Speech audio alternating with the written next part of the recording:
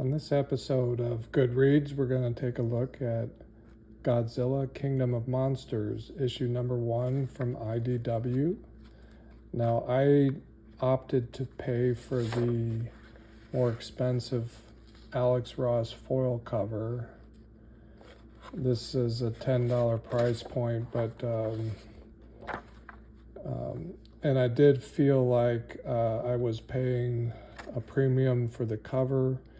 It's a first issue, so that's kind of nice, but it is a little bit more expensive of an issue as a result. The Godzilla property is licensed and jointly from Toho, which is the holding company for the Godzilla intellectual property.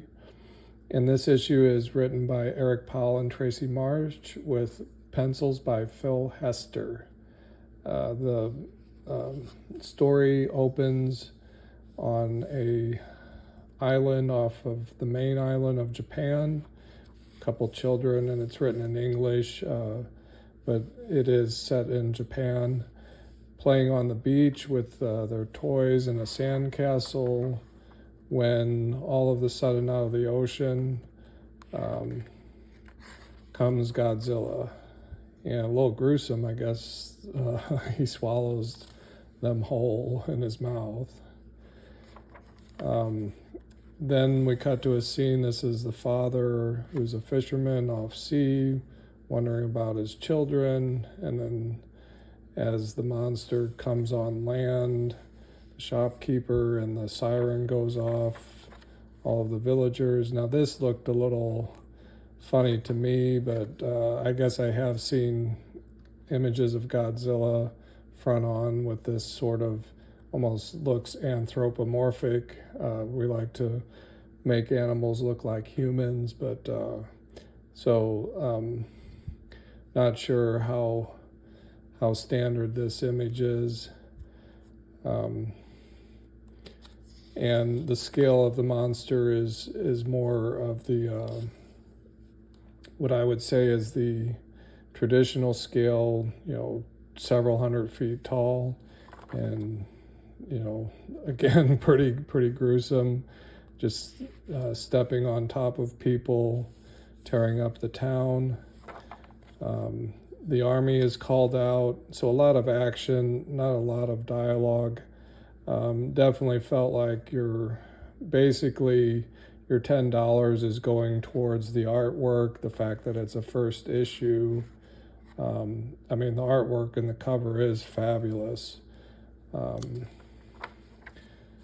but a pretty basic, straightforward, young adult, child cartoon kind of story. This is the leader here. They think they're going to take Godzilla out with a nuke. So you get some really big, exciting splash pages. And of course it doesn't work. It only energizes Godzilla to emit this nuclear death ray, and the destruction continues as he rampages into Tokyo, and that's where this issue ends. Now, to me, they switch over to Washington, D.C. and the White House, and this, to me, sort of resembles Barack Obama, so I'm not sure where they're going there, but they do include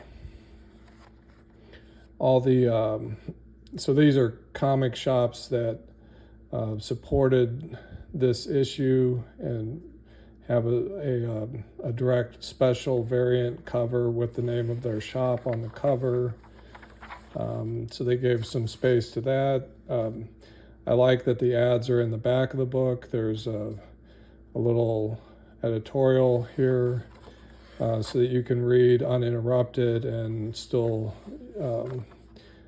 check out what's coming, the Goon and so forth, the next issue, checklist. So there is a few other covers that are probably at a lower price point.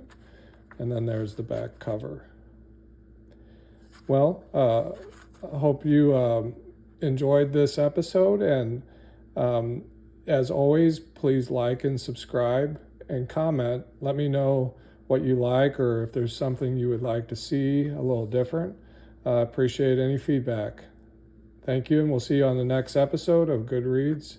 This has been Jeff with Magnitude 10 Comics.